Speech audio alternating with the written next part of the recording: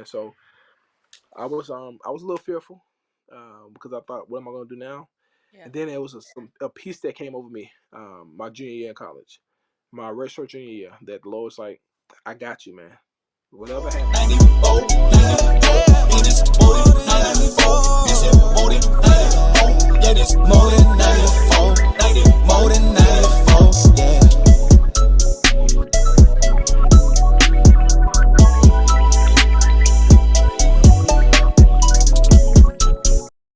Hey everyone, welcome back to More Than 94, where we're all about helping athletes transition into professional life beyond sports. I'm your host Nini, and today's episode is brought to you by an incredible initiative that's making waves at HBCUs across the country, Project Courage. Project Courage, powered by Matrix Fitness, is empowering students and professionals at the 107 historically black colleges and universities to explore careers in the fitness and wellness industry. Their program's mission is to create opportunities for the underrepresented through authenticity, generosity, and engagement. That's courage. They are opening doors, elevating voices, and providing real-world experience to students and graduates, making sure that the next generation of health and wellness professionals truly reflect the diversity of our world. As a former collegiate athlete, I know firsthand how important it is to find your passion after sports. Fitness has always been a part of my journey, and Project Courage is showing young people at HBCUs that there are so many opportunities out there, whether that's in training, sports science, wellness, entrepreneurship, or beyond. So whether you're a student or a professional looking to connect with others in the industry, or even just curious about what's possible, Project Courage has your back. It's about more than just finding a job. It's about finding your calling and making an impact. So we'll be diving into today's episode shortly, but before we do, I just want to give a huge thanks to Project Courage for sponsoring this episode and supporting our mission here at More Than 94. Welcome to another episode of More Than 94, where athletes redefine success. So today's guest is Darius Dunlap. Darius from Monroe, Louisiana. He grew up in a single-family household with a deaf mother and a brother who was 1 year older than he is. He grew up in the projects, which was hard and gave him an edge. Today, Darius is the director and chaplain for FCA on Arkansas State campus. He pretty much runs the whole thing. He goes to practices. He's a D-line assistant kind of, and then he travels with the team. He not only does that, but the most important thing, he is married to Yawanda Dunaway. They have 5 kids, 5 kids and 2 dogs. I'm just kidding. And they've been married for 11 years. 11 years? It'll be 11 years in December. All right. Well, welcome to the podcast, Darius. I appreciate it. Thank you for having me. I appreciate you. More than 94. I like this. More than 94. I need to get y'all some t-shirts or something. Yeah. So the gist, I tell everybody this, but the reason for the podcast is to take people that have played played collegiate and decided to go professional in something else than sports. Because more than likely, people that play in college will be a regular person like us doing things, but we still are exceptional even though we didn't go play professional sports. And I feel like we only hear about professional athletes and not what people are doing. They're being exceptional doing something other than sports after college. So that's get those stories out, because they're gonna be like me and you more than likely than a professional athlete. Of course. Yep. Is that kind of how they got the name More Than 94? So actually, I can tell you the story real quick, but I did not. I can't take credit for More Than 94. So, the name anyway. So 1 year we did in basketball. I forgot what year it was. It might have been my second or third year. You know, Peeps, she was the assistant coach. And so she created a thing like on the off season, because in off season we kind of, we just practicing or whatever. So she created the name More Than 94 because we went to so she's scheduled to where we would meet with and I forget the lady's name, but we met with a banker, kind of talked about finances. We would do that one time out of the week. And then the next week we learned how to change a tire. Then the next week we learned how something else. So it was something other than basketball that we learned in the preseason, which is what she coined More Than 94. So then I used that because, hey, this after sports, we got to go do something after sports. So, and that was kind of preparing us kind of doing her bit of like preparing us for after sports is over. We're gonna need to learn how to change a tire, maybe. We're gonna need to learn how to about our finances. So that's kind of how that came about. So Coach Peoples is she came up with that name. I kind of stole it. So That's big time. That's big she time. came up with that. So 94 feet. So I'm guessing more than 94, more than just basketball. 94 yeah, feet. so the basketball court 94 feet, so more than 94. It just hit me. Okay, I Yeah, so like and I that. got the little sign, so it's not like more than. Yeah, So I just created the sign, the little more than love sign. that. Yeah. Love that. Love that. Okay. So let's just talk about like how did just like your not necessarily your whole upbringing, but like how did you get introduced to football, basketball, whatever sport you played first? Oh, it's a great question. How did I get introduced to it? Well, growing up where I grew up, it was rough. Just my mom and I and my brother.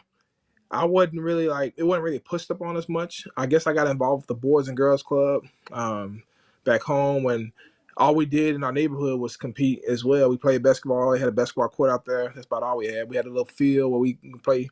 We called it high ball. We would throw the ball backwards.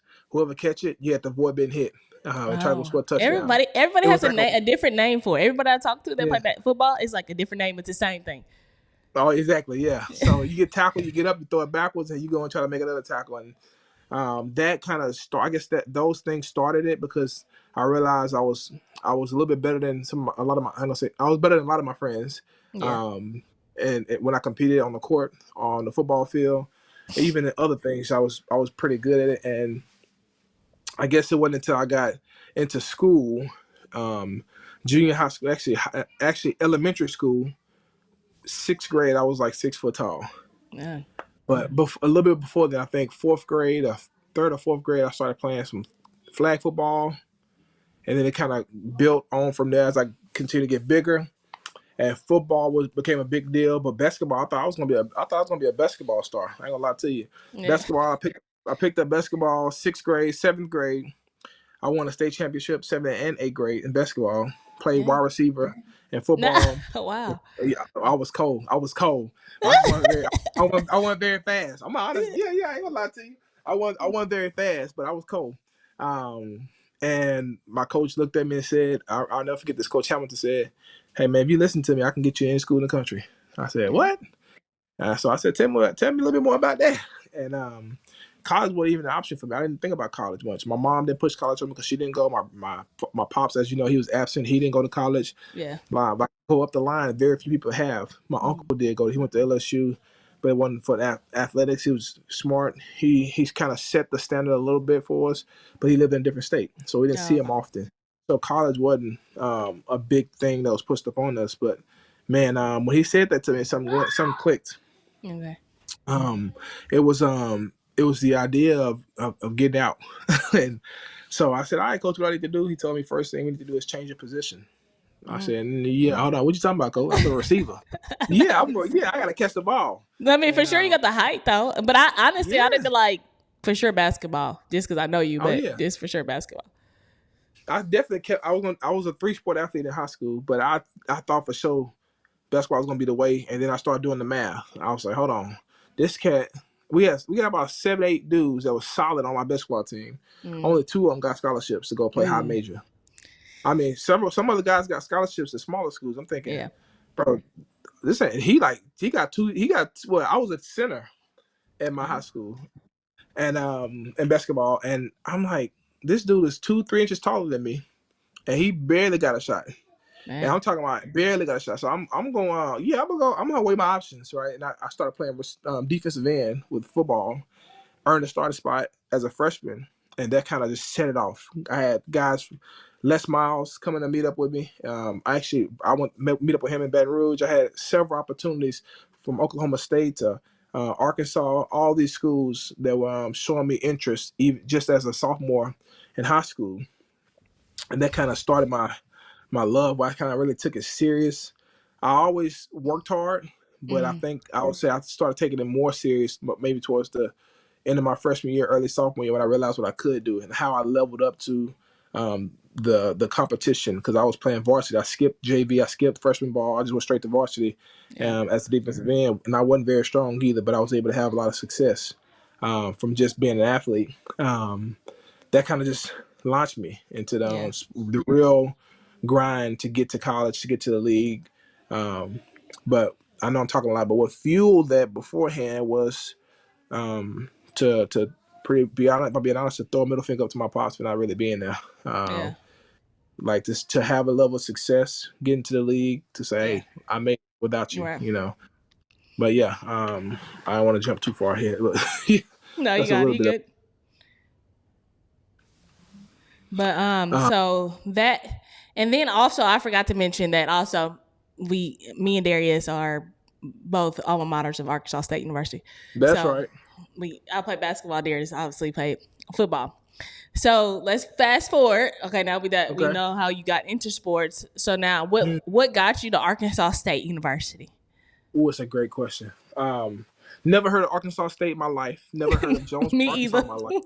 Didn't know what a Red Wolf was. Yeah, I couldn't tell you that was the first thing on my radar when I was being recruited. I was highly recruited coming out of high school, while being in high school.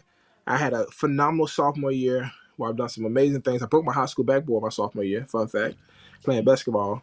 I was terrified when it happened because I thought, man, I'm gonna have to pay for this. Then when the coach said, "Don't worry about it," I said, "Yeah, I did that. Yeah, I broke that." But to get back to your question, highly recruited out of high school. Had my junior year where I played both sides of the ball. My junior year, I was getting ready to play both sides of the ball. My junior year, tight end and defensive end, and I get to the end of summer training. I'm running routes. I'm doing everything coach asked me to do. And he asked me to get out of a break pretty fast. So when I was supposed to run like a 7-yard dig. And as I was running this route, coach asked me to get out of the break a little bit faster. I planted my feet to go and get out of the break. And I just heard a snap. And I thought, what the heck? I'm on the ground trying to figure out what's going on. It's my first major injury, actually. I had some other injuries, but it's my first major injury. I'm on the ground trying to stand up, and I'm wondering, like, man, I can't put my foot down. Something's wrong. Something is very, very wrong with this. Yeah. So go to the doctor and find out I tore my ACL. And I was going to have to miss my whole junior year playing football. And so all the LSUs, the Alabama, Oklahomas, Mississippi States, all these schools literally just disappeared. When they got wind of what happened to me, when the reports came out about it or hit the papers, these schools just disappeared. Gave me a cold shoulder, and I thought, wow, this is legit. That's when I learned how big of a business college football really was, or really is currently. But I lost all my opportunities. Got back in time for my ACL recovery to play mid-season basketball. I got to play against Greg Monroe in my semifinals, which is pretty fun. I was back in time for track season. I high jumped the highest I've ever jumped, so people got to see that I had healed properly. And the first school to offer me after my season was over, my junior season of not playing football at all, the first school to offer me a scholarship was Arkansas State. I can remember it like yesterday when the coach came up to me. He walked into the coach's room and he said to me, "If you can take this football out of my hand without twisting it and just pulling it," it was like a grip. He had a grip on it. I had to grip the other side. If you can pull this ball straight back without twisting it, you got a scholarship. Who was it? Oh, shoot. I knew you was going to ask me that. Real quiet guy. Oh, Jack. Oh, what was his last name? Jack the Ripper. Yeah. Wait. Do you know? No, that's their nickname. Roos. Coach Roos? Is it Jack Roos? No. Hey, what's his name? Because literally, he recruited me, offered me. By the end of that year of their A-State football year, he was going to Memphis. And then their whole staff got let go. Real quiet safeties coach, Jack Frost. Not Jack Frost. That sounds terrible. Jack something. But I don't remember his last name. But his name was Jack. I forget. Really, really quiet dude. Yeah. But yeah, he was the guy who offered me. I pulled that ball out of his hand. I'm pretty sure he made it fairly easy, but I just just popped the ball out of his hand. First offer. 16 more offers came after that. I guess when schools, which I learned this being on this side of it. Yeah. When a school offers you a scholarship, they look at the level of the school that offers you a scholarship. The other schools finally pull the trigger. Yeah. So 16 more scholarships came after that first offer I got. So I was So kind of they like, dang, they were more than a mid major because Arkansas State's a mid major. So was it higher than a mid yes. major? Okay. So Arkansas was one of the schools that said, hey, we want to offer you, but we want to wait until after the Somebody else. signing period. Oh Yeah, yeah. but they didn't say it that way. I knew what was going on, but they Okay. kind of worded it like, okay, we want to wait until to make sure we have enough spaces, this, that, and the third. I'm Or like, get the people no, that we know we want for sure, and that's what then they wanted to say. yeah, And I yeah, yeah, said, yeah. You think I'm silly? You think I'm boo boo the fool? But yeah, not me. No. yeah. So I took some visits. So Arkansas was one of the schools. There was a few other schools like La Tech. Before Southern Miss was in the Sun Belt, Southern Miss. Some non-Sun Belt schools that were heavy on me. A lot of all the HBCUs you can think of pretty much was there. Okay. It was one or two others, but I only took 2 visits though. I was going to take as many visits as possible. I'm thinking I'm about to go crazy. I'm gonna go visit. I'm gonna enjoy Yeah. myself. I'm gonna have a great time. I deserve this. I deserve this. And then but during that phase, I hate to go back, but during the phase between my ACL, that was the best thing that could ever happen to me because I got saved.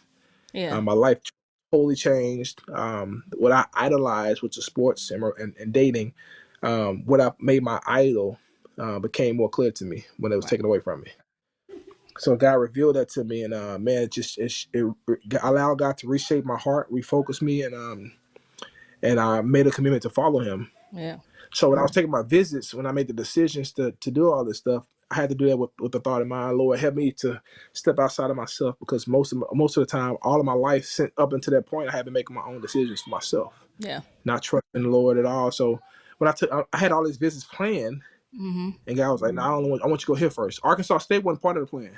Okay. I don't think I It knew wasn't that. part of the plan. Yeah, Arkansas State wasn't part of the plan. I had plans to go to all these other places. But the Lord was like, "No, I want you to go back to your basketball locker because it was during basketball season when this happened. I want you to grab that letter you threw back there." I took that letter, I threw it in the back of my locker, my basketball Mm. locker, and I went back and I started digging. I'm thinking, okay, Arkansas State. This man called me every week. I'm gonna go. I'm gonna go. It's gonna be hard on him though, cause I ain't got no car, I ain't got no gas, I ain't got no kind of way to get there, no money, nothing. I said, I'll come on a visit. I gotta come get me, but you gotta bring my wife, my wife. You gotta bring my brother, his girlfriend, and my mama too. All right, all Yeah. of us gotta go. We'll be there this weekend. I'm like, hold on, what? Them folks came and grabbed me, picked me up, took me out there. Man, I got to meet Steve Roberts. That's why I met Jabari, your husband. Yeah. That's why I met Alice Carrington and several other guys, and I fell in love with the place Yeah. immediately. After just being shown that love, and the desire of being wanted was a big deal as well. So going to my visit there, I thought, okay, but there's still a part of me that's like, take one more visit just in case, because they Yeah. asked me to commit, Right. and I was like, I ain't gonna commit. I ain't gonna commit yet. I love this place. It's awesome. Like, Yeah. and because after every recruiting visit, towards the end, you go sit with the head coach. Right. And sometimes with the head coach, sometimes with the AD as well. Yeah. And they like, that's when you're in the pressure cooker, like, hey, we need you to go ahead and give us your commitment so you can stop this recruiting process. And I'm like, I love this place. I can't make a commitment yet. Bro, I'll leave you there. You on school. I didn't pick you up, bro. I'm leaving you. I was stubborn. How you gonna get back home? Right. I said, shoot, look, I need, which, hey, they took me back. They did take me back in a smaller vehicle though. We had my knees I ain't gonna lie to you. My knees ache. I'm like, why we got the smallest vehicle on the lot? I mean, take back home. But I took one more visit that following week to Lafayette. Oh, okay. And I thought, I'm just gonna see, make sure I ain't tripping, because my first visit, I gotta have something to compare it to. Right. I go to Lafayette, man, and this is crazy. His name was Coach Darius Mason. He was the recruit guy for me. He would come to my basketball games. He was also like one of those guys that was always there, but they just beat him to the punch on the offer. I go on that visit. I'm sitting out there with Darius Mason. They came to pick me up, same kind of setup. Y'all gotta come get me, all that kind of stuff. We eating good Cajun food, we chilling, we having a good time. I'm going around campus and all that stuff. I'm thinking, oh, this dope. This ain't bad at all. But there was like an emptiness in me, like, man, this, like, I know I should have went on committed to the school when I was there. Man, tell me why I wasn't even thinking like how fast word would travel, or any of that. But something in me was like, man, you need to go and commit to state. Yeah. So I'm there. I think day 2. I mean, it's day 2. hours before I'm supposed to actually leave, I'm like, I'm gonna go and call coach and let him know I'm gonna commit to A-State. I'm calling thinking they're gonna hold off, knowing that I'm on a visit before they, spread word. I Yeah. called them. Sorry about that. Yeah. I Yeah. called them and let me turn this off. I called them and I say to them, hey, I'm gonna go and commit to A-State. It's just something telling me to go and do it. I do that. Word travels so fast to Lafayette that I committed while I was still there. Oh no. While I wasn't thinking, I was, and the coach, I could see Coach Mason, man, like in emotional, like, man, I can't believe he did that, man. Like didn't get a chance to meet with the head coach. He's like, I'm gonna take you home. Right, like maybe 10 minutes after I made the commit. Dang. I was like, shit, all right, shoot. Did I say something wrong? I act like I played dumb. Like that is it me? Like Yeah. and he took me to the crib and didn't say bye, dog. I just hit the gas and took off, bro. I said, Wow. yeah, he definitely Yeah. knew. But A-State did their part though. They got me. It's like they don't want to Yeah. give them no kind of chance to convince me otherwise. But that's kind of how I got to A-State. I took the long route. My bad. No, you good. I like to take the scenic route when I'm talking through it. But yeah, that was part of how I got to Arkansas State though. Okay, so now we in. Let's go back because I know I'm gonna go back a little bit and talk about we introduced like growing up with a mom that's deaf. Like kind of give us like how that you ain't gotta go deep into it, but kind of like I feel like a lot of people don't know that this is how you grew up. They don't know that you grew up with a deaf parents or a deaf mom, and like how y'all kind of navigated that in that that you know how to you know a little sign language and stuff like that. Yeah. So yeah, a lot of people didn't know that. Because growing up, it was something that some people would try to make like. I wasn't a bully growing up, but I had no problem taking care of business that need to be taken care of. Like if you want to be goofy, you want to crack them jokes. I grew up in an era where they talked about you every day, and everything was nothing was off limits, but besides parents, right? So when one of them dudes found out my mom was deaf, they start making them noises and throwing them fingers. And, yeah. You can just imagine the red I seen. So I had to learn how to fight real quick. But to answer your question, yeah, it was challenging. It was challenging. It wasn't something that me and my brother bragged about. I talked about often. A lot of people didn't know as well, but the people that did know, the people that were closest to us, and yeah, it was hard. People think it's the small things like. I'll give you a funny small example. Like it's like being in the bathroom when you sit down without checking for tissue, and you realize the tissue's in another room, and it's just you and your mama. You're in there because your brother's still gone. Yeah. So you throwing shoes, trying to hit the wall so she can feel the vibration. You do anything and everything you can to get somebody's attention and just to get you some tissue. Right? Yeah. When most people would go, "Hey, I need tissue." This is before we had. Well, I said we had cell phones, so I'm ancient. There were cell phones, but we didn't have no money for no cell phone. My mom didn't have a cell phone. We didn't have no. So we had a house phone. Right, that was it. Right, so I'm yelling and screaming, trying to see how in the heck can I get my mom to bring me some tissue because my mom has some what's the word I'm looking for? I don't know if it's security issues or whatever, but she felt the need to like put stuff up. Like toilet tissue couldn't just be extra overflowing toilet tissue in the bathroom. It had to go in her room, so nobody was taking extra toilet tissue. I'm like, we gonna eat it?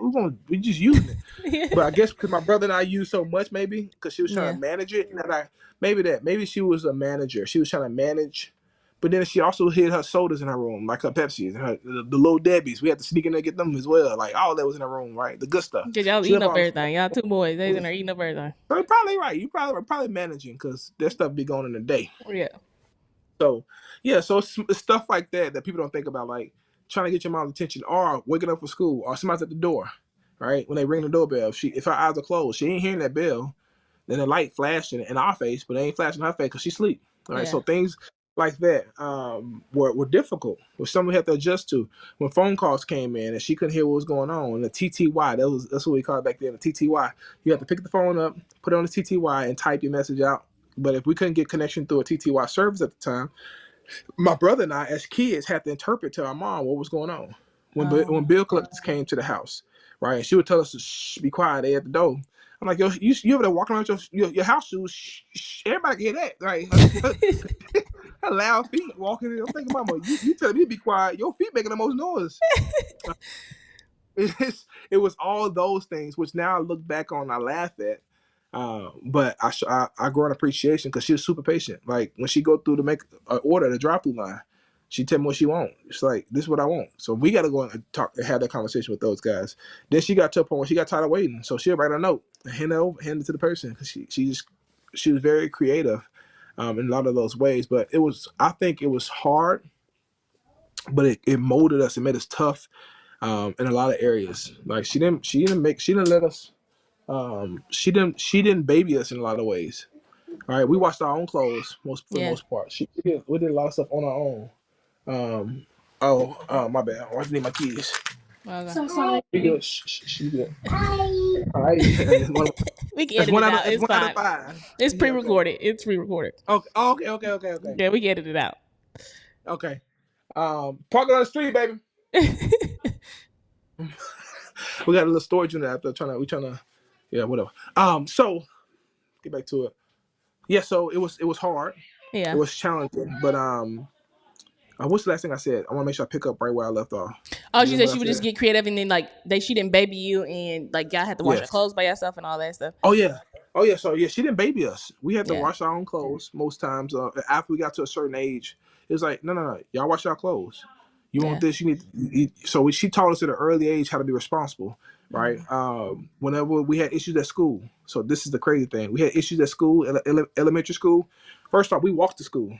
Yeah. If we missed our bus, Yeah. there wasn't no breakfast at home. You better hurry. You better hope you make the school in time before breakfast is over. Well, So I got a question. I just side note. Yeah. I just Side thought note. about this, and now that you're saying it, so you low key can get in trouble and can make up your own story, right? That's what I'm about to get to. So in school, I got in trouble often, and a lot of people didn't know until I revealed it to them. My mom was deaf, but a good chunk of people did know. A lot of people didn't want to deal with it. I'll tell you what I mean in a second. So I would get in trouble in school, for example, or I would want to be at school one day. So I'll take a little piece of a female piece of hair, put it in my eye, rub it around, let my eye get pink. So I got pink eye. Like I was one of them kind of kids, bad baby kid. Right? Hoodlum. I need to go home. I don't feel good. I got pink eye. All right. They're like, here we go again. Right? What you call your mama? I'm like, my mama deaf. I'll try to call her. I'm calling the house phone. I call like 3 or 4 times. Then I get to a point where I really didn't call her. And then I go, hello? And I act like I'm yelling at her, Ma, knowing she can't hear nothing I'm saying. Right? Hey, can I come home? Because I got pink eye. Mama like, she don't know what's going on. I don't know why she picked up the phone, right? I got a pink eye, Ma. I need to come home. I don't feel good. And they like, you gotta stop yelling at him. I'm like, how am I talking to my mom if I can't yell at her? Ma! And they try to get me up out of the school, right? Yeah, my eye pink. My eye. They said, can she come get you? She ain't got no car. We live up here in Newtown. They're like, will she let you walk home? Ma! They said, can I walk home? She done already hung up at this point. It's just down tone. Oh my gosh. Okay, yeah, okay. All right, bye. Yeah, okay, here, just sign right here. I'm listening. 4th, 5th grade, signing myself out of school. Walking home. Oh my god. I'm not lying. Oh, I'm walking home, stopping by the store, stealing some Debbie cakes and little hugs. That's back then. That was the go-to back. Give me a little Debbie and a little hug drink. And I'm chilling the rest of the day. Getting home right around the time school's out. So my mama got no idea what's going on. Mama didn't really care about. I said she didn't care. She did care. She just was doing a lot of it by herself. Yeah. Right. So if I struggled in the classroom in some areas, she never asked me for my report card for the most part. She never was like, give me your report card. It was just something in me and my brother to say, hey, listen, we can't make life hard on mama as it already is. Being deaf and the Black community, I don't think that's like even talked about. Not at all. Listen, I'm talking like the people doors getting kicked in, sawed-off shotguns in the neighborhood I lived in. So it's like it's already enough of that going on. Right. And then you got a deaf mom who don't hear what's going on as well. Right. So Yeah. my brother and I was like, we gotta make sure we're taking care of things. But I still was a little butthole sometimes. Yeah. But it was something about the books though in the classroom. Like when it came to making sure to get them grades right, I was always pretty good when it came to the classroom work wise. Never did homework. Ain't gonna lie to you about that. But when it came to testing and all these different things, I did decently. I was an average student, 3.0, 3.2 kind of guy. Even in college, my mom never asked me how I was doing in school. um, but I was 3.5 student in college. It was just something to say, man, I don't want to let my mom down in this way. Because she already got enough stuff to deal with. The worst thing I could do is put more on her plate. She's trying to figure out she's trying to figure out life, and I ain't want to make her a victim either. I'm not gonna say my mom was a victim. She's not a victim. You meet my mom, you hang around my mom, you'll see she ain't a victim at all. She don't. Most times, if she don't have to ask for help, she's not gonna ask you for help. Yeah. She's gonna try to do everything on her own. Yeah. She's gonna try to figure everything out. Even though we got FaceTime, she still try to call me sometime to talk. Like, I got a new hearing aid. I'm trying to see how it works. I'm like, Mom, don't call my phone. I ain't finna be yelling up in here. You better FaceTime me. Yeah. So we got the FaceTime. You got the description that comes up that shows your words now because all the technology. She ain't trying to use that. She want to do things, the hard way. So she's not a victim, but as a son who watched her growing up, who watched her struggle as well in a lot of areas, I'm like, man, I gotta do my part. Whatever that part. Like, so yeah, it was hard. It was very hard. But it was a molding process for my brother. Now David didn't get my brother didn't get a childhood really. He had to be the man in the house. He had to grow up fast. Right. He's the reason I didn't do a whole lot of stupid stuff growing up. Right. Like I didn't take my first drink till I was 21. I didn't smoke because the one time I tried to smoke, it was like a piece of paper and some grass I put in there. I was hanging out with some stupid friends. And, I think every child probably tried to. Oh man! I remember like passing the cigarette from my mom to my stepdad trying to smoke, and I coughed and they knew it because I'm over trying to catch my breath, trying to see what it's like. I'm like, it like never was appealing to me. I'm like, after that little puff, I'm like, I'm good, cuz I'm good. Yeah. So my brother, man, he hit me so hard, man. I could still feel that hit. Hit me in my mouth so hard, like, bro, I don't ever want to see you do it again. Man, bro, you ain't disrespect me like that, but he's my brother, my big brother, and he had better hands. I ain't gonna lie to you. Yeah, he can fight. I bet he ain't gonna swing on me now though. Yeah, he's little. Yeah, he vegan. I'll flick him on his forehead. I hope that he gonna probably watch this and crack a laugh. But yeah, so he was the man of the house. I respected him enough to listen to him and honor what he said as well. And things ran smoothly. We didn't get in trouble with the law. We didn't do, we didn't start nothing, but we finished stuff, right? I ain't gonna lie to you and say it was angels, but like if something was started with the Dunaway family, they didn't call me Darius back home. They called me Daryl or Dare, right? And if you hear that. Today's episode is brought to you by our amazing sponsors, Gearhead Outfitters of Jonesboro, Arkansas. Whether you're looking for the best outdoor gear, activewear, or perfect pair of shoes, Gearhead Outfitters has you covered. With top brands and expert staff, they make sure you're ready for your next adventure, whether it's hiking, running, or just being active. Gearhead Outfitters believes in supporting local communities, and just like More Than 94, they're all about helping you reach your full potential. Visit them in-store or online at gho.com. Again, gho.com for all your outdoor needs. Big thank you to Gearhead Outfitters for supporting athletes redefining success beyond the game. Now let's jump back in to today's episode. There was something that happened. Me being out there with those guys, that's just something they gave me. Like Cordell Collins, a good friend of mine. They didn't call him Cordell, they call him Main. Right? It was just like. But Daryl, Daryl, like what? Yeah, Daryl. It was those two things. And I already knew when they hear, hey, there. I'm like, okay, what we doing? What we getting into? Right? Yeah. So I was the guy who had zero fear. I had zero fear when it came to getting into fights, protecting somebody, throwing the first blow. Like, I was that guy. But I would never start anything. So people respected us in that sense as well. Nobody disrespected my mother because they knew where we lived. They could have taken advantage of it, but they didn't. Nobody disrespected my mom. It was high respect for my mom in that neighborhood as well, and my brothers as well. I said my brothers, my brother and myself as well. So because we weren't no a-holes either. But yeah, so hopefully I got kind of give you a better picture of what that looks like. No, that's good. I mean, for y'all to not, and then for y'all to not ever have get in any trouble, it's just y'all two and your mom. That's good in itself. But I'll tell you this though. Let me add this in there before. Yeah. Another difficult side of that was my mom didn't get to come to a lot of our games, if any game. I can count on one hand how many times she's been to a high school football game and a college football game. Yeah. All right. Senior night, Senior night. Actually, I lied. Senior night for high school, and then every time we played ULM in college, and then my senior night. So I think 3 times. So she been to 3 games in college, the two away ULM games, and my senior night in college, and then my senior night in high school. Oh, Because okay. I lived where we lived and where we went to school. Lived on the south side, went to school on the east side. None but trouble. Always something popping off in the crowd. My mom can't hear. She's either with me or my Oh, brother. yeah, My brother and I both play football, so she wasn't going by herself. We didn't have yeah. no car.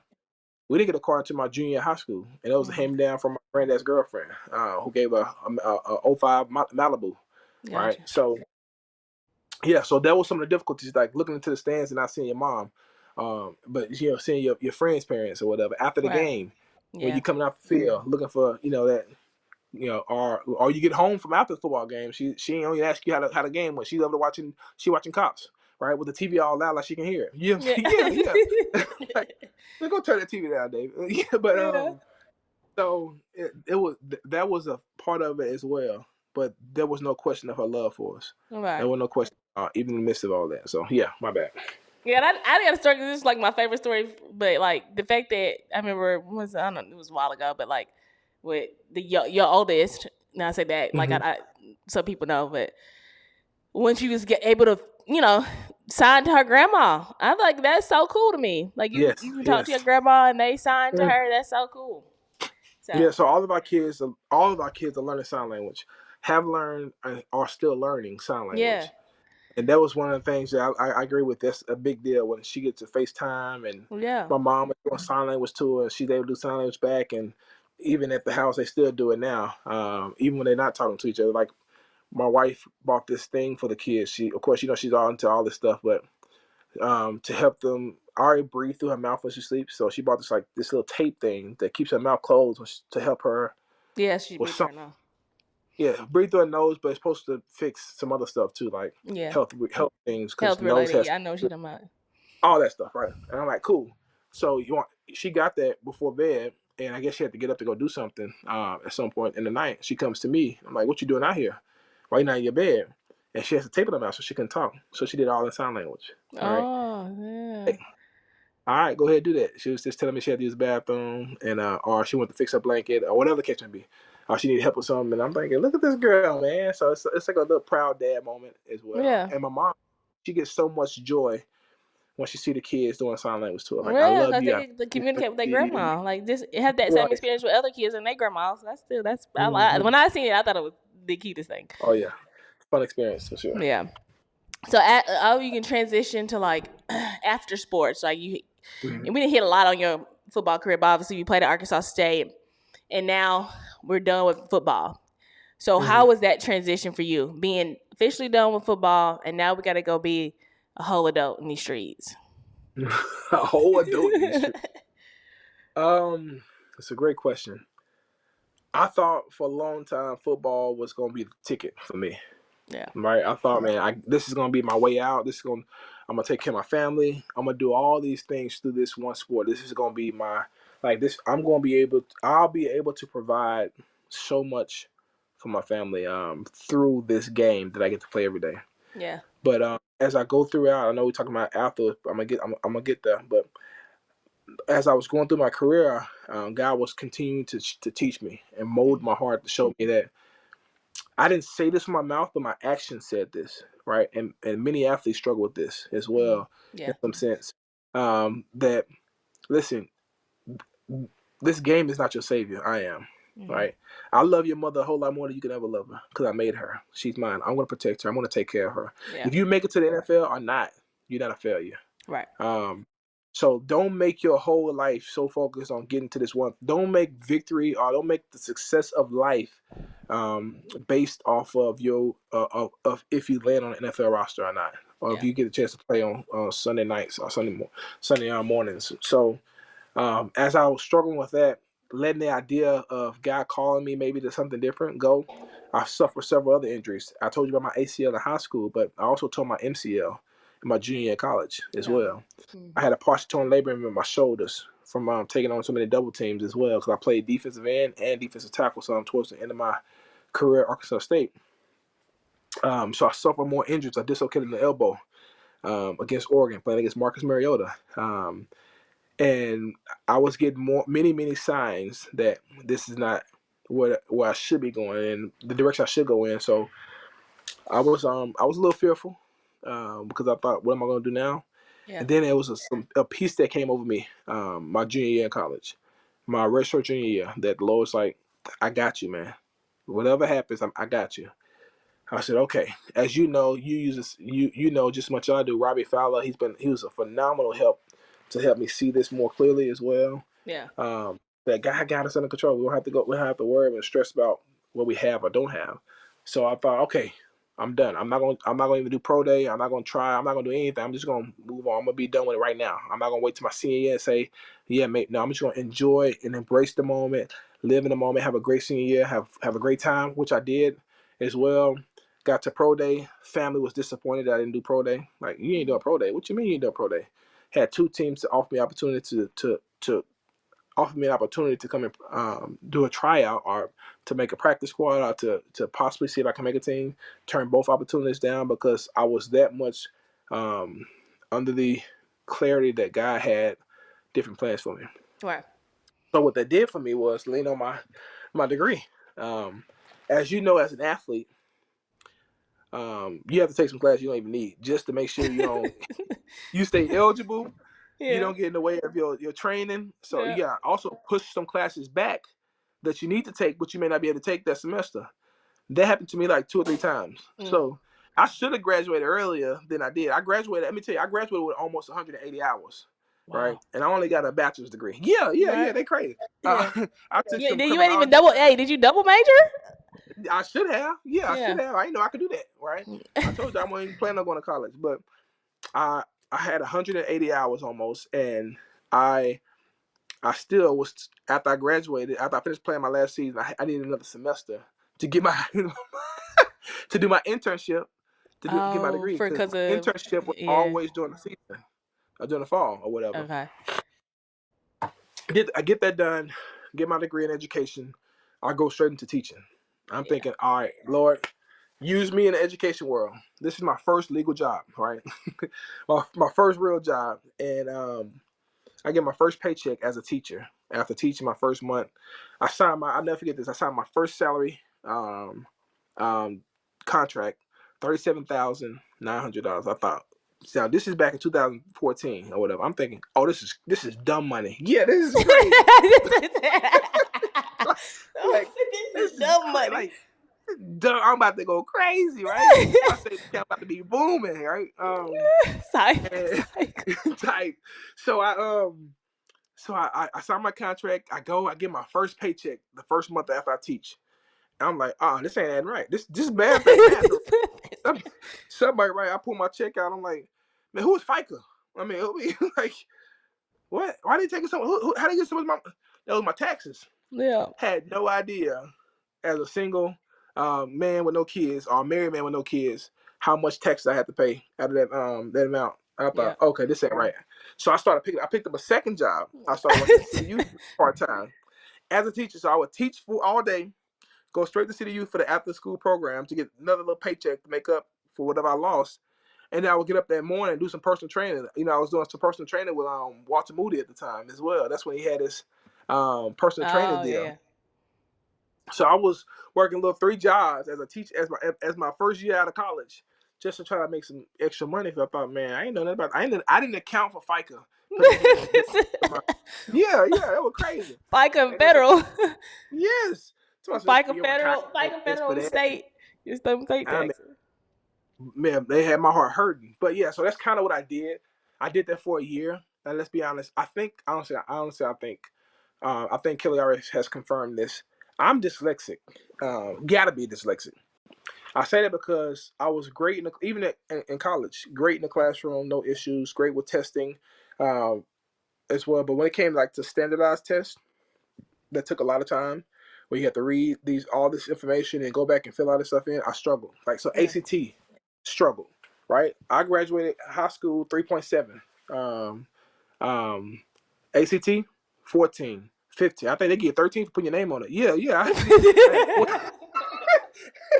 Listen, I'm the same way. Like, I don't think I'm not dyslexic, but I've excelled in the classroom. When it was time to take the ACT, I think Arkansas State at the time, I know it's gone up since I've done it in 2007, but it was like you had with a scholarship, the lowest Yeah. you could get was 17, I think. Yep. Yeah, you're right. And so Same. I took it the first time, got a 17, and I had already committed. They was like, "You want to try for again? For what? For what? I'm gonna take this 17. I'm gonna go to Arkansas State. But in. listen, then I'm like, I get to Arkansas State. They're like, you gotta have a mentor. I'm like, for what? I do my work. Like, I'm not like the rest of you folks on the team. I do my work. I'm going to class. I got a 3-something. They're like, well, because they based off your ACT. So I was legit had a mentor, and I think I had like 2 or 3 like remedial classes. Me too. Me too. I was gonna say that. I was like, why am I in this class? Clearly, I don't need to be in here. But they based it all of your ACT, and I'm like, I didn't take that serious. I'm like, after a while, like you in there, I'm just like, I was just filling in stuff. I was putting like all C's or something. Yeah. So I was just like, no. And I had a whole mentor, and they said, why are you in here? I said, because my ACT score, I got to be in here. He's like, because you got your work done already. I know. Like, I don't need a mentor. Yeah, I know. Listen, I had to take remedial reading. Had to take remedial writing as well. It's like, you can't read or write. I'm like, what? How you gonna tell me I can't read or write? I just was at high school. You see my transcript, sir. Like, what are we doing? I took the ACT, I think, 6 times, and they had to literally take a composite score for me because I didn't even hit the 17 mark. They said, really? But my math was like, I had scored like a 26, a 23, 24 in the math. Yeah. Right. Or my science was up there as well too. But you get to that reading and comprehension, all that stuff, it's over with. Right? I could not focus. Right. Which is crazy now, just thinking about it. And I'm gonna get to why I'm talking about this as well. But yeah, they had taken composite score, and they was like, yeah, you barely make it in, but you got to take these remedial courses. So I took those remedial courses. They didn't tell me until I got there, of course. Of course they didn't. The same here. So I took those, and there was no issues all the way up until right before I graduated. They said you have to take this test in order to teach, right? Called the praxis exam. Praxis 1, praxis 2. I thought, what? Anybody told me about no practice? What do you mean praxis exam? It's just like the ACT almost, right? Long drawn out tests. You gotta sit for hours looking at a computer, and you gotta fill out these bubbles. And I'm thinking, what the heck, man? So, man, the first time bummed it, right? Now, again, I think my last 4 or 5 semesters at A State, I was a 4.0, right? Yeah. No issues, right? Yeah. And I bummed this test. I'm thinking, what the heck?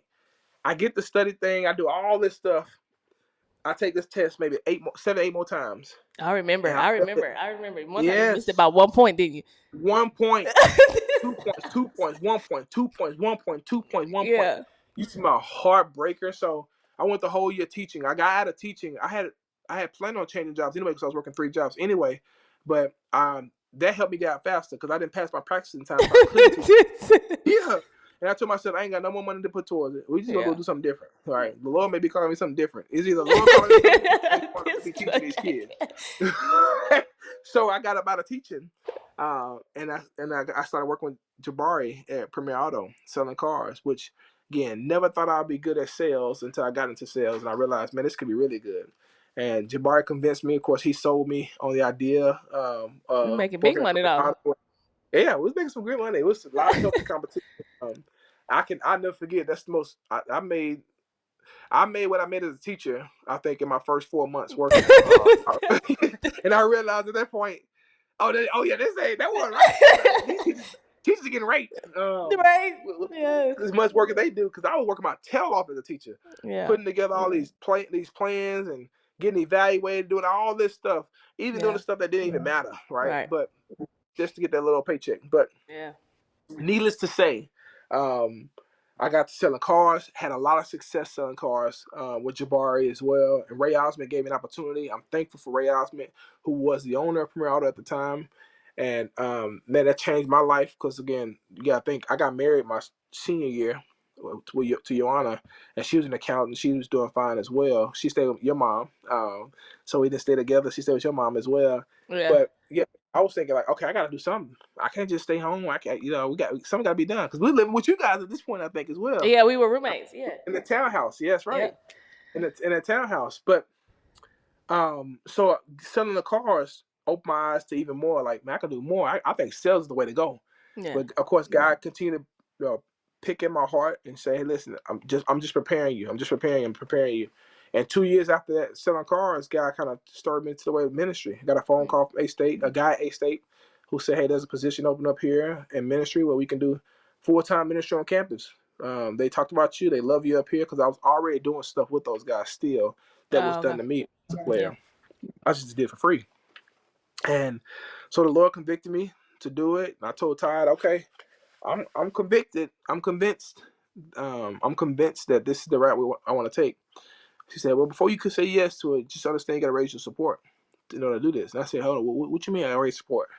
So imagine going from first teaching job, making $37,900. I'm like, yeah, whoa, right? Then going to sell cars, like you're making real money. It's like, okay, this is real money. And then you go be told you got to raise your support. When you got to go ask somebody. So I said, so you want me to go beg? You want me to go meet all these people and ask all these people for money? Yeah, no, God ain't calling me to this. Yeah, no, God ain't calling me to this. I say real quick, the Holy Spirit just told me. And just told me just a minute ago. I was like, right when you said that, he was hold on, what? Yep, he just told me this. And, so 2 weeks go by, man. Me just fighting. Me and the Holy Spirit fighting. He's like, man, you gotta trust me with your finances, man. I got you. Yeah. Like, Lord, listen, I ain't trying to hit it. All right, I ain't trying to go ask nobody for no money. But through it all, came back full circle. 2 weeks later, I'm like, all right, Todd, let's do this thing, right? Ray support one of my first supporters was Ray Osmond, the guy who gave me my first job as well. And he was super encouraging. He let me continue to work and sell cars until I got to a place where I could be fully funded enough to go ahead and do ministry full time. Took me about 1.5 years, 2 years almost of raising support. I say that. Took me about 1.5 years of raising support to get to a status to where I was able to quit my job at Premier Auto and be full time on campus. Yeah. So it worked itself out in that way. But yeah, that's kind of how I got to where I am now, basically. I've been doing this full time since 2017. Yeah. So what kind of challenges with the current career you have, obviously being like the chaplain and all the things for basketball? I feel like you do more stuff for basketball than football. Yeah. What are some challenges that you faced in your role today? And how have you navigated that? Challenges, I would say, being able to balance other people's emotions, not take it home with you as well. Being able to have conversations with coaches and players, and separate the two, right? Meaning, these coaches are human, just like these players are human. Yeah. Because the players complain to me about coaches, and the coaches complain to me about the players. Yeah. Yeah, right. Or sometimes the coaches are telling me about what's going on at their home, right? Yeah. Or what's going on with somebody they work for, whoever it may be, right? And how they may be struggling in those ways. So it's like, okay, you gotta be able to separate these two. So it's a challenge, and also the challenge of not saying yes to everything. Yeah. Right. That's I would say the biggest challenge by far. You say you feel like I do more basketball. It's funny you say that. I actually do more football as well because there's so many more players. Mm-hmm. I still meet with all these players in small groups. I do every Monday night FCA meeting for all athletes. Oh, okay. On Tuesday, it's supposed to be Tuesday, but we just moved it to Friday. I do a game night most times where I get a chance to talk to the guys that don't want to come to church, that don't want to come to FCA, guys who are Muslims and things like that. Well, I do a game night for athletes. I bring food, I feed them, we eat, and we talk. Right. So I'm doing something almost every other week. But then you may get a random call. Hey man, my girl just did this, that, and third. Can we sit down and talk? I may be having dinner with my family when this happens. Used to, when I first started, I was like, yeah, I'll be there. Give me like a little bit of time, right? Yeah. And I had to tell my wife afterwards. But now it's at a point where no, I can't do it. You gotta wait till next week, come to FCS or something, or we'll find time to do it another time. We have to put some boundaries in place. It's hard sometimes. Absolutely. Especially and it's hard because you think I'm called to this, so I got to be available. Mm-hmm. But then I got to have wisdom as well. So throughout the years of me doing this, I've gained a lot more wisdom and how to have balance and because like, for example, I may not get back home tonight until about 11:30. So I said, I'm going to take the first part of the day off. I'm going to stay home. Yeah. Because I'm going to be home the rest of the day. So having that balance, having that wisdom, go, all right, well, I'm not going to overcommit myself. I'm not going to be with anybody else today because I'm going to be doing this for like 6 hours or whatever the case may be. Yeah. That'll be the hardest thing is managing your time, managing who you meet with and how often you meet with, and also the information you get. So, for example, right? Yeah. And again, this can be something you posted out. whatever. But we can have some wisdom behind this. But so, for example, I have athletes that share stuff with me about other athletes that I know and I Yeah. do life with. You know what I'm saying? I can have Yeah. an athlete. So I give you a real example. We're Okay. doing a Q&A session, and an athlete write a question down anonymously. I know exactly who it is because I Yeah. had just met this athlete the week before, and she's Right. going off about this dude, and it has this question that it was like a straight target for this guy, right? She dating that's that's there as well, right? I read the question, I'm like, oh shoot, I know exactly what this is. I know exactly what this is. So now I gotta kind of like answer this question because he knew too, because I met with him too. So I gotta answer this question in front of everybody because she's being kind of a bit sour towards him for something he Yeah. must have did to her, and she wanted to kind of expose it, anonymously expose him of it. So I have to answer this question with the thoughts of, I know she's being bitter right now. I know Right. she's Right. doing this to get to him. So, and nobody else knew but me. Right. So it was the hard part on the panel of having to answer that question. So I get information all the time from guys catching diseases, girls catching diseases, suicidal thoughts, all these. And again, Yeah. however much you want to your show, because I'm still on campus, so we gotta maybe I get. Let's not put that in. I get stuff all the time from guys that struggling Just with don't different say things. we're good. You don't say no names. You're fine. Suicidal Yeah. thoughts, all these different things, home issues as well with Yeah. families, all these different struggles with athletes. I get these things, and it's hard sometimes. Like, man, I don't have an answer for that. Mm-hmm. I don't know why that happened to you. Right. I don't know why your mother said that to you. I don't know why your father said that to you. I don't know why, a coach did that to you as well. I have no answer for that, right? Or if an injury happens, for example, we had a guy who just tore his Achilles. All he was doing was what he did every day. He Right. had just got the starting job. He had worked. He redshirted the year previous. No, he didn't redshirt, but he played a little bit the year previously on special teams. But now he's a starting cornerback or safety for us, and he tears his Achilles in coverage, just covering a guy. And now he's like, man, I feel like I don't have any value, Mm. right? Because I'm not available, right? Right. I feel like I'm pushed to the side Yeah. and be forgotten about. It's like, what do you say to a kid who's, you know what I'm saying, struggling in that way, right? So yeah, it has all those things that I have to juggle, Yeah. as well, and that's just part of it. Parents call you, how my baby doing? Is he showing up to Chaplain? Yeah. Parents call you and say, hey, he's struggling with this. He ain't gonna tell you this, but he doing this, he doing that. Our coaches will call you and say, hey, I need you to meet with this dude. I'm like, but he don't want to meet. He Right. don't want to sit there. He don't want to have this conversation. Would you want me to Yeah. force him to meet with me? Yeah. So how do you balance that? How do you Right. manage that? And then you come home to daddy, daddy, daddy, daddy. Yeah. Joanna saying, grab these kids. Yeah, it's your turn. We got 5 of them things. God needs you to Yeah, go. five. Hey, ain't no Five. break. No No breaks break. around here. So it's a balancing But so act how for do you sure. think juggling all of that, how do you think sports kind of helped you deal with what you deal with today? Do you think it helped you or not? Oh yes, a whole lot. Yeah. Because first off, a lot of the things that these guys going through, I can relate with them on. Right. Yeah. They also, it gives me some immediate trust with them, rapport with them, because like, okay, you're a former athlete, I can tell you this Yeah. because you understood. You had coaches. You had 5 different head coaches, four Right. different head coaches.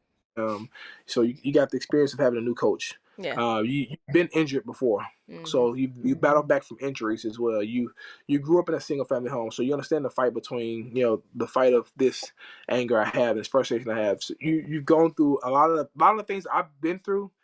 Is what these guys are going through, Right. so I'm able to relate as an athlete as well. How that's helped me is perspective as well in a lot of ways. A lot of what these dudes are going through, or girls are going through, they don't know this or they don't realize this yet. But as they continue to, like, as I struggle in my sport, being, i.e., the runs, all the things that challenge me to push myself to that next level of competing, competition, I realized there was more in me. There was more in my tank. There was more I could give. All right, Right. there was more I could do, that I didn't know I had in me until a coach put out of me. Right. Yeah. So with these athletes, I'm able to help them tap into a different version of themselves. Like, listen, you think you know everything right now, Yeah. but you don't know nothing yet. Right? You don't know anything. You hadn't experienced anything. You think that she's the one. You think that he's the one. I'm here to tell you, you hadn't even touched the tip of the iceberg.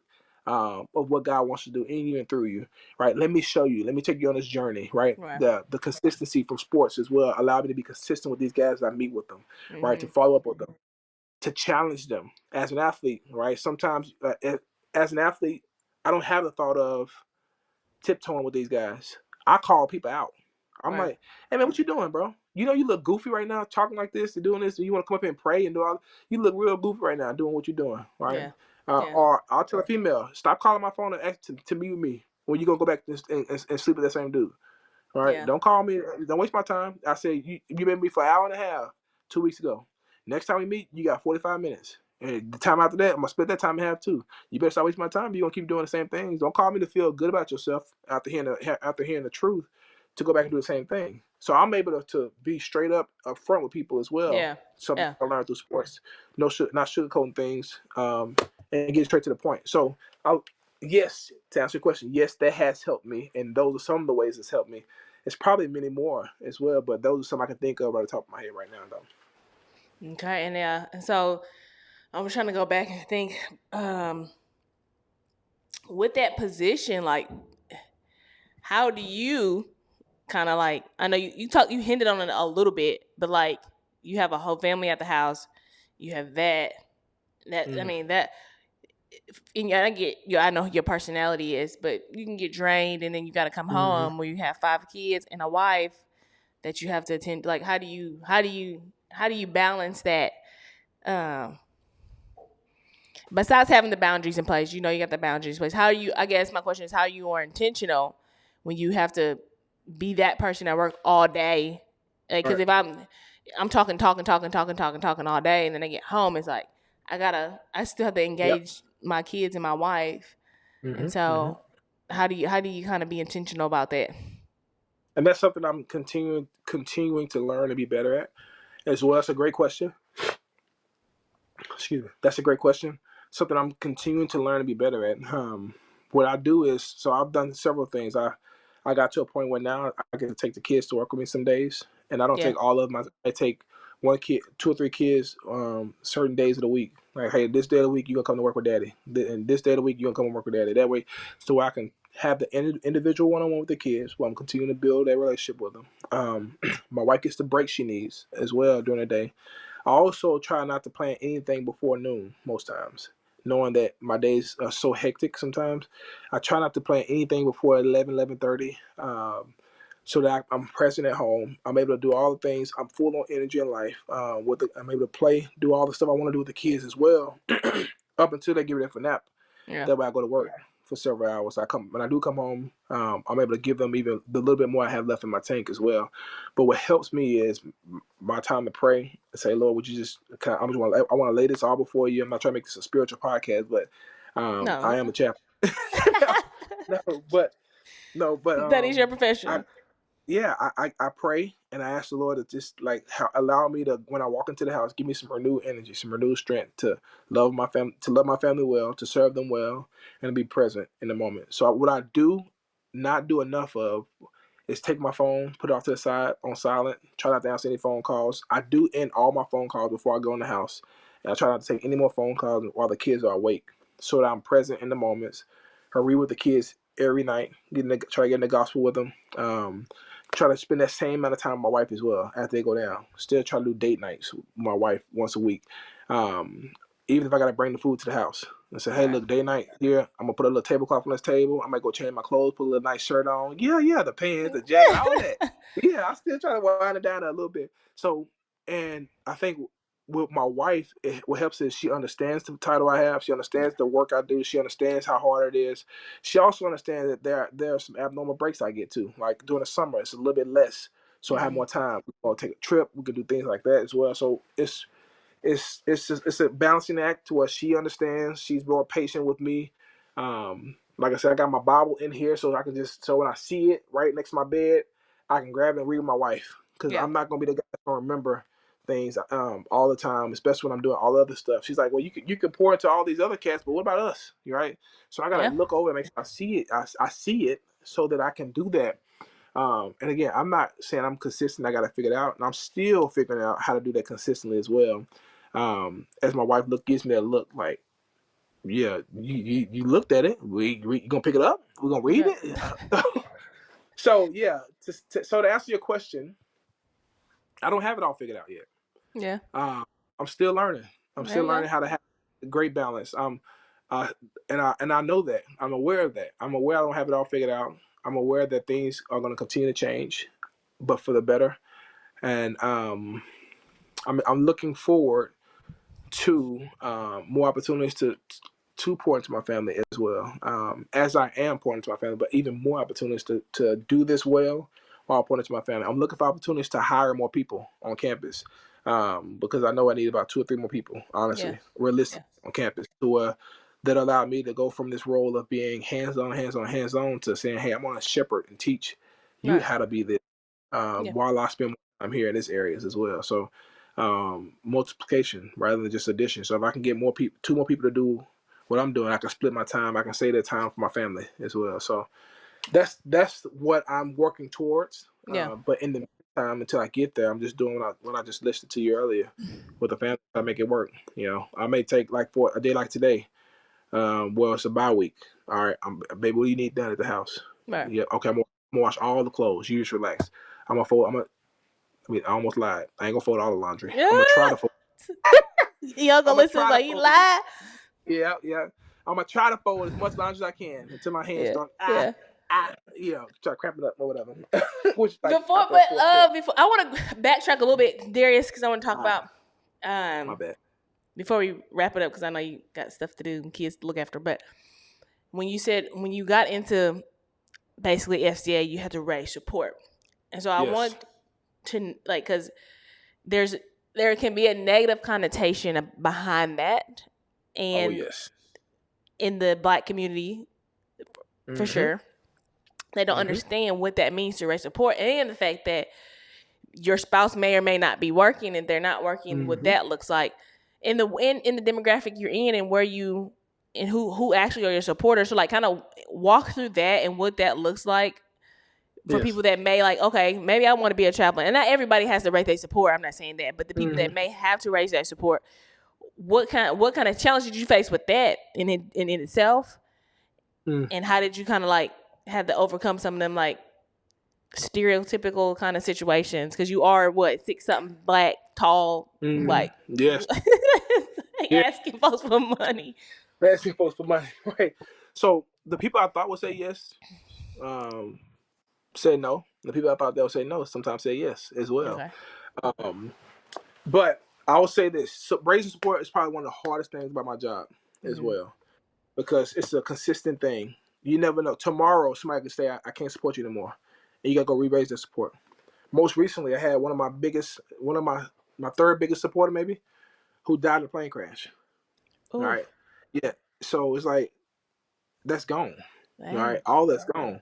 Yeah. So you got to go back and raise all of that. And it may take 4 or 5, it may take 5 or 6 people to raise what he gave, while I still need to raise support from other people that may have dropped, right? Or whatever the case may be. So the difficult raising support is, when I go and raise support people, basically I explain to them, I get to do, and most of the time I try to meet with people who believe as well, because what stops other people from doing what I'm doing is their time, because of how much they're working as well.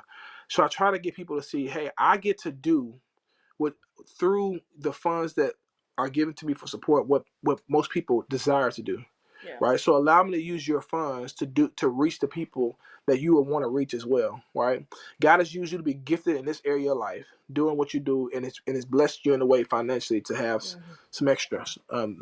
So allow me, based off the support that you have, to do what it is that you want to do with these athletes, to help these people see Jesus in the same way you want them to see Jesus as well. Right. That's kind of my pitch when I talk to guys. Like, listen, like, there's no job in the country outside of what I'm doing right now that will give me full-time access to do ministry full-time, where I can meet with athletes as my job all day. And most people say, listen, I love what you do, but I couldn't do it because I don't make a buttload of money. I still pinch pennies, right? Which is okay. That's me. God, I knew it was gonna be me for a long time. I don't care if I'm making $1 million. I'm gonna be pitching them pennies. Like, hold on, what we doing with this? What we gonna do with that? Right. But this job done. It's not about the money, right? Because you're not making a whole lot at all, right? But it's about the lives that's being changed. Like I've gotten to baptize several athletes. I've gotten to marry an athlete. I'm getting ready to do another wedding with another athlete who graduated. Not athlete, a former worker at A State, um, who's here several years ago. But because of the impact of doing life on life with athletes, because of the funds that people giving, right? And I have to make it clear: you're not just giving this to me. You giving it in support of me, but you're giving it to the ministry of FCA. The ministry of FCA, Yeah. what they do is they pay out my salary based off the sport and percentages, whatever. Which is again something we can get into as well whenever we have time. But you're giving this money to the food these athletes eat when I have meetings, to the Bibles I give out whenever we give Bibles. Our Bibles don't just show up at the door. You got to buy those, right? For all the events and things like that. Sometimes I go and I travel on the road with these sports as well. They're not saying, "Hey, I'm gonna pay for everybody your food all the time" as well. Or if you wanna go do something that. So sometimes for some of the travel as well. It's several things, and I can go on a whole list of things of what a lot of those funds go towards. But mainly, it gives me time, where most people wish they had more time left. So, um, people, this is what I want to say, Nene. I'm gonna see if I can hammer it home for the Black community as well. There's value in having a father in the home, as you would agree, and I would agree because we both didn't have. So my main goal is to help these men not just get to the league, but be better fathers one day, better husbands one day, to stay married, and lead their family spiritually as well. I believe that we can change the whole world if we had more fathers and more men being men as well. And I believe that's what I'm doing. I believe that this is the purpose and mission I've been called to take a man who knows nothing, who think he knows everything, to shape him, show him what God has called him to, who God's called him to be as a man, not as an athlete, as a man, as a husband, as a father, right? And allow that to shape his future as he disciples his children and his children's children. Life be ever forever changed, right? I say to myself, if 10 people do that, 10 athletes, I get a chance to bless, and their 10 children do that. That's 100 folds. If their children's children does the same thing, if that number continues to multiply and lives begin to be changed. We have 7 kids. Our kids gonna be a blessing to this world because of the message that they're getting filled with day by day by myself, by my wife as well. As they go into the world, they're gonna be the agent changers for the world. So that's what I'm trying to promote. I'm promoting taking someone's kid, shaping them and molding them to be the man that God's calling them to be as they go out and do these things in this world. And it's gonna take the funds of people, right? Which again, it's not easy for somebody to say, "Man, let me hold $100 a month." All right. No. I want you to support this ministry, right?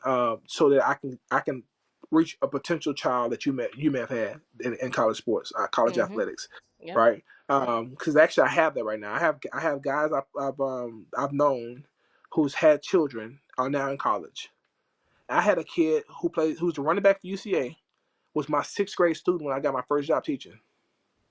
Really? He came on the field after the game. We played UCA. I hear Mr. D, Mr. D, Mr. D. Like, Wow. what? Who's it called? Bro, you old, cuz. Yeah, I know. I said, what? I looked down, Shunderick Powell. Like, what is going on? Yeah, you remember me, Mr. Dunaway? So, yeah, I remember you with you. Yeah, I'm running back for UC. I had no idea. And he was still impacted by the time we had in 6th grade. Oh, yeah. Imagine now having all this time. I'm in the hotels with him. Yeah. I'm everywhere with these dudes. Team meals. Yeah. In a locker room. Right? We're doing all those conversations on the court, on the field. I'm able to shape a lot of things and have impacts in areas that most people will never ever get. Coaches, mainly coaches. I got coaches that tell me, D-Way, man, you changed my marriage from how you love your wife. Yeah. How you view your wife and how you talk about your wife, even when we're on the road. When you see something that you don't agree with. You say, yeah, I don't know parts of that. I'm good. To see how strong you are to say no to these things, even when your wife would never know about it. Man, you've helped change my marriage. That's what it's about. Well. So as a Black man who that's foreign to go and ask people for money, and maybe even more foreign to give money to something like this, because I've been told, what's your real job though? Like Yeah. Like I tell people all the time, I do FCAs, I do ministry full time. What you like? What's your real job? Because think about it, most black pastors at black churches don't even they got a job Yeah. outside of what they do in ministry, right? Right. Yeah. Which so when you say to somebody I do this full time, they don't believe it. They think it's like a cheat code. Like you can't do that. Like you got to get a Yeah. job. I'm like, Yeah. well, I'm trying to show you what I'm doing, and this what the support comes towards, or goes towards as well. But yeah, so I'm hoping, and if you can ask me some more questions if I need to get to a certain point, but I'm hoping I'm kind of shaping an idea of No. Yeah. the value that comes Right. from support Mm-hmm. and the importance of doing it. Because listen, I'll be honest with you, I don't have a whole lot of black people supporting me. Yeah. I only have a lot of my family members supporting me monthly. Right. If I can be straight up. No. All right, Yeah. not a lot. Not I only have a lot of my family members because people don't understand the Yeah. idea Right. of you not working a 9 to 5 corporate job. Yeah. But you doing ministry, you playing ministry. No, this is real. All right, this Right. is real deal Holyfield. But Yeah. people don't see that all the time, especially and then if you're a non-believer and you present this to them, it's like, oh, you done lost your mind. You want me to pay you what? So you can do what? What you doing right now? What your wife do right now? Right? All this stuff, all these different things as well. So I can ask all those questions all the way down the line. And I tell people all the time, you don't have to support me. I would love for you to support me. I would love for you to be a part of the mission of changing lives. I would love for you to experience the blessings of what comes from this as well. I would love to share these stories with you of what your funds have done for these athletes and for myself as well. Love that. But if that ain't for you, that's totally fine. Because God told me to do it, so I'm gonna do it. Right? As long as God allowed me to do it. I just want you to be a part of the blessing. I just want you to be a part of the journey. I want you to experience and see how far your money can go because you don't have the time to do it. All right. That's kind of what it looks like. Yeah, that's good. No, I think people need to know, and you're just out here just at the house chilling, you know. Yeah. No, because it makes a difference to me. You're right. It makes a difference. No, jokes aside, but yes, because I had before there was Darius Dunaway on campus, it was Greg Mitchell. Yeah. And because of him, that's the only reason why I know who God is. If not the case, I wouldn't. I mean, I knew about God, like this growing up, but like we didn't go to church, we didn't know all that. I wouldn't have known. Robbie and them, I would have never went to church if Greg Mitchell wasn't on campus. Telling people, and most of these athletes don't have time because we get back every weekend after a game, especially away game. You get back 11 o'clock at night, most times, and you're exhausted. So you go like, this is the only day I have of rest. Right. I'm gonna sleep on Sunday. Yep. So they don't go to church. They look for you to be that church. Yep. Well, so who's sharing the gospel with them? Their parents ain't making them get up and go to church. Yep. Now anybody calling them saying, "Hey, you going to church?" If they do lie, they ain't gonna answer, right? Most time they don't answer, right? Yeah. They're like, I was asleep. I'm sorry, right? Or I'll watch it on TV, So yeah, you're right. I get to be that Greg Mitchell for a lot of guys, like Greg Mitchell was for you. I get to be Greg Mitchell to so many other guys. I get to be Robbie Fowler, so many guys. I get to be the pastor of a church on campus with these athletes, basically. There you go. So it's a blessing for sure. Before we wrap up, though, can you give us like a word of if there's a kid that may want to or is considering your career path, right? There is. What is some advice would you offer that college athlete that's considering or will wanting to do what you're doing? And then on top of that, what is like some inspirational message or words of encouragement for the listeners that are listening? So that's 2 questions. So good. First question, I may ask you about the second question again if I forget. I can ramble a little bit.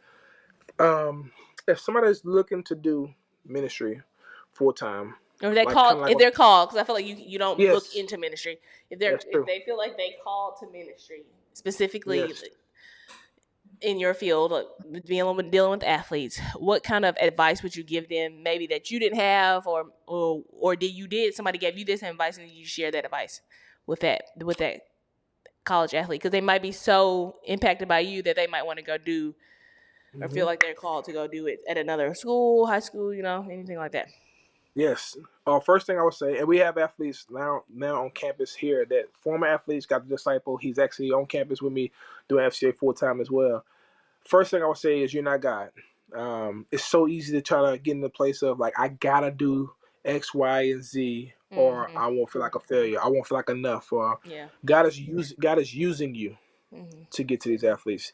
You and I got have balance, right? Be willing to adjust. Do not compromise who you are. Do not compromise your integrity. Do not There you go. because you are in the field where you are dealing with people every day who are going in the opposite direction of you, from adults to children. Mm-hmm. Um, and the money you see all the because in college sports Nowadays, the yeah. amount of money these kids are is stupid amount of money, Yeah. stupid amount of money. So having balance, having integrity, standing firm on your faith, Yep. and not allow yourself to compromise to what you see, Mm-hmm. adjust or make small narrow changes. Like I can do this, and it's gonna be all right. If you don't fit in, it's a reason you don't fit in. And if you don't fit in, it's a purpose for you not fitting in, meaning that you got to kick the door down in a different way. You got to reach these hearts different ways. I didn't change anything about who I am, my character, my personality, any of that. And God opened more doors Yeah. I could have if I would have took on a different persona, personality. So be yourself. There you go. Don't compromise, and have balance. This is the three things I would say. If you want to go Yeah. into if you've been called into ministry full time, that's what I would say. And be bold and courageous because you're gonna There have to you go. ask people hard questions. Yep. Student athletes, people for support as well. I had to look at some people and say, listen, I need you to get $50 a month. Yeah, I know. Yeah, life is hard, but I need you to get $50 a month because I know you can do it, right? Or whatever the case may be. It's asking the hard questions, being ready to ask the hard questions because you know God is with you. Sometimes we get fearful, we get in our own thoughts, our own heads, and say, I can't. I'm not going to ask that person because, man, you start thinking for them. You may be you may rob somebody else of a blessing that they could be to you, and that it could be for them that may want to help you because you allow fear to keep you from asking somebody for help. Yeah. That makes sense. What I just said. Yeah. So That yes. makes sense. And then And the second thing, second question was like, before we wrap it up here, any words of inspiration for the listeners or anything that you want to make sure that they caught when they listen to this episode, I'll say this. or key takeaways that you hope that they get. I don't think I said this at all, but yes, I'll say two small things. I say small things, but you can cut me off. No, you're fine. First thing, no matter what you've gone through in your life, your past, no matter how hard it was, um, the challenge you have to face that's to come. Yeah. Don't allow your past to shape your future. Growing up in a single family home with a mom who we relied on the government for everything. I was a food stamp baby. I was a welfare baby. I was all that. But that didn't change my future. Now, it gave me ideas as a kid, like, man, why would I ever get a job if the government's gonna pay for everything? I'm Mm. gonna just do this, right? Yeah. Yeah. But I allow myself to not get stuck in the stinking thinking. Don't be a victim of what happened to you. Yeah. Um, you don't have to be a victim, Yeah. right? Just because something happened to you doesn't mean it has to keep happening to you. Right. Don't mean you have to recreate it, right? And then the last thing I would say is, which I didn't mention, but God can never love you no more, no less than He does right now. That's Yeah. for every athlete that's listening, or former athlete that's listening. Because sometimes as a former athlete, when they realize it's over, you don't feel like you have any value, Yeah. right? Right. So to know that God can never love me more or less than He does in this very moment, that I'm fully accepted, fully loved, no matter what, it's a big deal, right? So Mm-hmm. that'd be my message of encouragement. I guess I can leave. Yeah, that's thinking. That's the Zig Ziglar, huh? Yeah. Zig Zig. That's Jabari. The stinking thinking. That's Hey, and stuck then with me. and then that's that Robbie Fowler at the end too. We can Yes, shout out to yes, Robbie Fowler. absolutely, Yeah, absolutely. Jabari That said that stuff every other sticks with. day. Yeah. Oh yeah. I'm telling you, that stuff sticks with us, man. So yeah, I hold on to that. That's the message I hold on to. Like, man, I can't. That ain't gonna shape me. And Yeah. then no matter That's my true. failure or success, No, yeah, and no the that. value because obviously being an athlete, you have that identity. I think it Mhm. comes down to an identity crisis. Yep. Like when you have all your identity wrapped into I'm this person, I am a Hmm. basketball player, and then you don't even know what else you like Right. I'm a basketball player, but I'm I'm 37 years old and I just figure out Yep. like I like to guard it. Like why did it take me 30 years to Mm. figure this out? Like because you Mm. just get wrapped up into that Yep. sport or just doing that one thing and you don't get to Yep. like venture out and see what else you want to do or you like to do, Yep. whatever that may And that's be.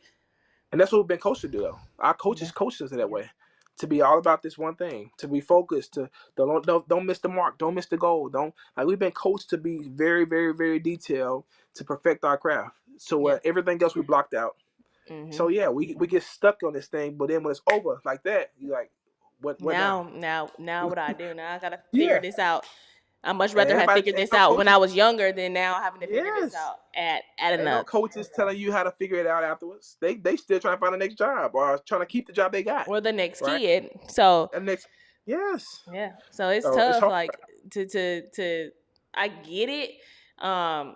Like when kids and I didn't and honestly I didn't know. I knew it was a thing when we were going. Like people, it's hard to navigate after sports. Like what am I doing? I didn't know it was still Mhm. a thing going on. Like it's Yeah. still today. People are still struggling, transitioning Hmm. from and it's 2024. So I'm thinking surely it's resources out here for to help. It's still like no Hmm. resources out here, and that was like the main reason for the podcast. Hmm. But to just hear people's story and be like, Yep. listen, it may not go as planned. That's what you thought it was Hmm. gonna be. You thought that you was gonna be this Yep. big athlete, whatever. But And you I got just the knew pressure you of the had some. world on your shoulders, your family like pressure on your Yep, shoulder. You got all this yep. pressure that you got to meet this. It's okay. It's Life okay. goes on. You're Life gonna will. be okay. Hey, life definitely go on. Listen, look, what's that one movie? Great. Time ain't forever. No, but life absolutely goes. It absolutely like it either gonna go on with or without. Like it's gonna go on, and That's true. it's gonna be all right, even if you figure it out at 50. Like You're right. it's you got Hey. it's okay. It's okay. Love it. Yeah. Thank So you so much for having me on the show, Nene. I think, man, I love what you're doing. I think this is much needed, a healthy thing for these athletes to get these former athletes to get a chance to hear and see. yeah. I love that. Love that. So also before we get off there is Yeah. send my plug, but Uh, it's a everybody don't know yet, but it's a I came out with like a book. So I'm coming out with a book. Where'd he go? You muted yourself. can Here you we go. hear me? You can hear me? Yeah. So Somebody face my phone. We're going. okay. So one of the other people that I did the podcast with, he was like, what are some resources? And I'm like, I really didn't have no resources. I was just doing this as a hobby or whatever. So I was like, Can you still hear me, Nene? can you hear me? Can you still see me? I can see you. Yeah. Okay. Yeah. On my end, it's frozen. But okay, go ahead. Oh, okay. Well, so I was so I came so I'm it's going so like I'm doing a live podcast, like in-person podcast here in College Station on the 24th Okay. of October, as well as like a soft book launch. So I'll come out with a More Than 94 book. Wow. All that to say is I get like a discount on the copies for the author's copies. So I may send you a hand. I don't know if anybody would read it, but I may send you a few to hand out if you want to hand out to some athletes. That I know maybe people your that seniors definitely or something. Yes, that'd be so good. That'd be so good. I most definitely can do that for sure. I think it'd be great, even for some of these coaches, because believe it or not, Yeah. Nene, some of these coaches are struggling. Yeah. I mean, like struggling, like man, it's yeah, whatever for me, and I'm like still trying to figure out like if I want to keep doing this now, or what do I do Oh, okay. if Oh I man. don't keep doing it? So Yeah. like if I lose my job, I Yeah. have conversations with coaches about like, man, if I lose my job, what am I gonna do? Right. So you're right. You're totally right. Yeah. You're totally right. So, I agree with you. well, thanks for coming on. Mm-hmm. And Thanks for having me. Good luck with last everything. thing, how can people reach you on social media if they want to reach out? Good luck. No, I'm kidding. I got my Instagram. Should be at. Yeah, your Twitter is at BigDway93.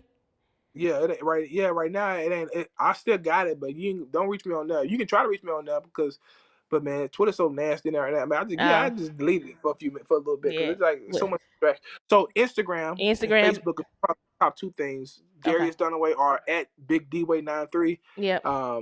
You'll get a hold of me there. You can reach me. I should have a website as well. I do have a website online as well. Darius.Dunaway. DariusDunaway.com. Hold on, let me confirm. It must be new. It's new. It's okay. Is it new? You don't know this. You don't know the website. Is it new? Well, it ain't new. It should be. I don't know if it's a dot in there or not. It's probably not a dot in there though. We ain't go. Hey, we go. Yes. We ain't go. We go. I got it. Okay. DariusDunaway.com. So you can reach me also at DariusDunaway.com. Okay. There you can also see the stuff I'm doing on campus as well. Okay. Robbie helped me build that website. You can reach me through all those lines, and even if you want to support my ministry and what I'm doing, because I'm There you still go. raising support. Keep doing what I'm doing. DariusDunaway.com is a great spot to go to where you can get a little glimpse. There's more things I can upload as well. You get a little glimpse into what I do on campus as well too. So, All right. Well, that's game, Darius. Thank you. No, I appreciate that, Nene. Thank you so much for having me. Love what you're doing. Praying that God give you many, many success through this as well too, and it bless many, many people as well. All right. Well, thank you. Appreciate it. See Yeah, ya. appreciate you, Nene. Hey, you killing it. I love Hey. it.